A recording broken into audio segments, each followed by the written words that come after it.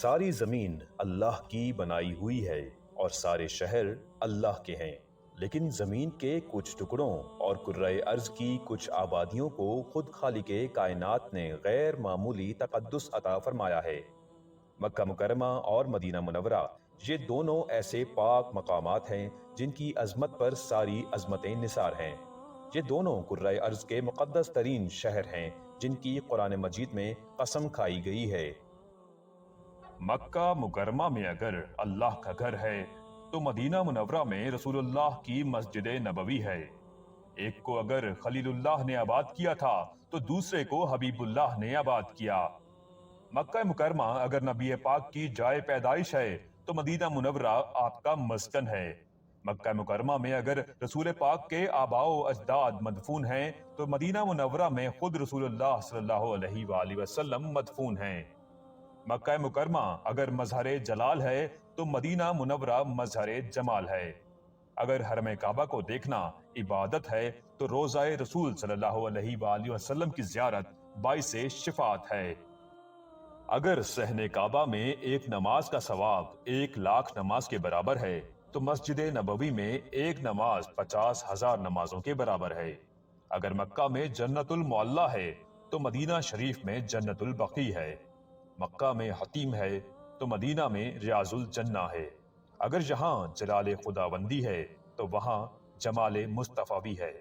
مکہ مکرمہ میں اگر بدن طواف کرتے ہیں تو مدینہ منورہ میں روح محو طواف ہوتی ہے۔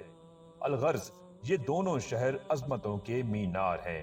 اللہ تعالیٰ نے ان دونوں شہروں کو حرم قرار دیا۔ یہاں کا ہر ذرہ لائق احترام ہے۔ یہاں ہر وقت فرشتوں کا نزول اور برکتوں کا صدور ہوتا ہے۔ ان دو شہروں میں ادنا بے احترامی بھی سنگین جرم ہے۔ حضرت نافع رضی اللہ تعالیٰ عنہ روایت کرتے ہیں کہ عشاء کی نماز کے وقت حضرت عمر رضی اللہ تعالیٰ عنہ مسجد نبوی میں تھے۔ اچانک ایک شخص کے ہنسنے کی آواز کان میں پڑی۔ آپ رضی اللہ تعالیٰ عنہ نے اسے بلا کر پوچھا، تم کون ہو؟ اس نے کہا، میں قبیلہ ثقیف سے ہوں۔ پھر دریافت کیا، کیا تم اس شہر کے رہنے والے ہو؟ اس نے جواب دیا، نہیں، میں طائف کا رہنے والا ہوں۔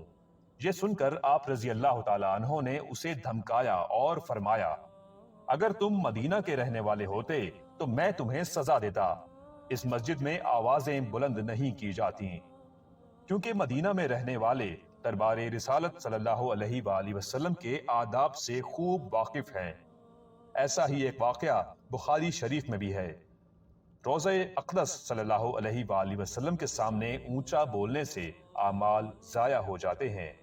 حضرت ابو بکر رضی اللہ تعالیٰ عنہ ارشاد فرماتے ہیں، حضور اکرم صلی اللہ علیہ وآلہ وسلم کے سامنے اونچا بولنے سے اعمال ضائع ہو جاتے ہیں اور وصال کے بعد بھی اعمال ضائع ہوتے ہیں۔ خلافت عثمانیہ میں جب مسجد نبوی صلی اللہ علیہ وآلہ وسلم کی تعمیر ہو رہی تھی تو کام کرنے والے کاریگر پتھر مدینہ سے باہر جا کر توڑتے تھے۔ شور کرنے والی مشینری مدینہ سے باہر کھڑی کر رکھی تھی، اسی لیے کہ یہاں مسجد نبوی صلی اللہ علیہ وآلہ وسلم ہے اور ہمارے آقا یہاں آرام فرما رہے ہیں۔ خلافت عثمانیہ کے 34ویں خلیفہ عبدالحمید ثانی اپنے وقت کے بہت بڑے شاعر اور عاشق رسول گزرے ہیں۔ آپ کے دور خلافت میں استنبول سے مدینہ شریف جانے کے لیے ٹرین سروس شروع کی گئی۔ آج بھی وہ ریلوے لائن مدینہ شریف میں بچھی ہوئی ہے اور ترکی ریلوے اسٹیشن کے نام سے مشہور ہے۔ اس زمانے میں ٹرین کا انجن کوئلے سے چلتا تھا۔ مکمل تیاریاں ہونے کے بعد مدینہ شریف میں ترکی اسٹیشن پر سلطان عبدالحمید ثانی کو افتتاح کے لیے بلایا گیا تو سلطان نے دیکھا کہ کوئلے والا انجن بھڑ بھڑ آوازیں نکال رہا ہے تو سلطان عبدالحمید غضبناک ہو گئے اور کچرا اٹھا کر انجن کو مارنا شروع کر دیا اور کہا کہ حضور صلی اللہ علیہ وآلہ وسلم کے شہر میں اتنی تیز آواز قابل قبول نہیں ہے۔ تقریباً 100 سال کا عرصہ ہونے کو آیا ہے۔ اس وقت جو انجن بند ہوا تھا وہ آج بھی ایسے ہی مدینہ شریف میں رکھا ہوا ہے جو ترکی اسٹیشن کے نام سے مشہور ہے۔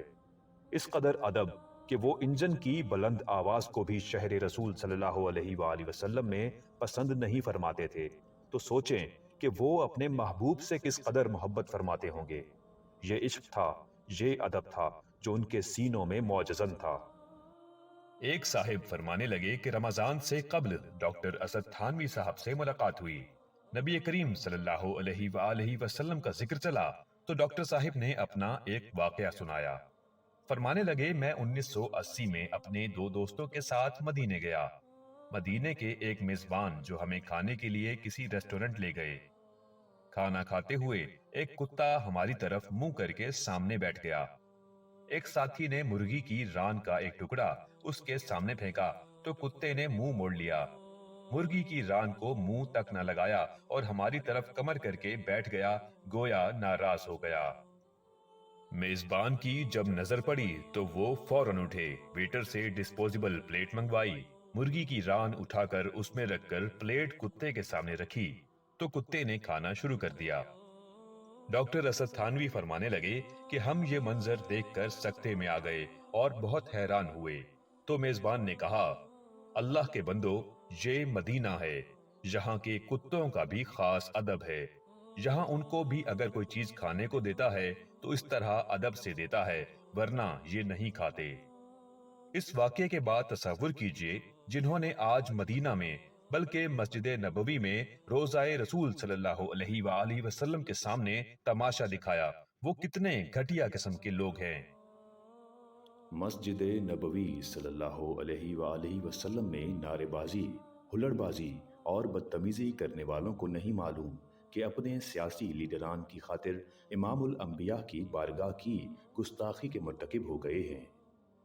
اس مقدس مقام پر اونچا بولنے کی اجازت ہمارے نبی کے صحابہ کو بھی نہیں تھی، تو ہم کون ہوتے ہیں؟ نون لیگ، پی ٹی آئی یا کسی بھی پارٹی سے ہوں، اپنی اصلاح فرمائیں۔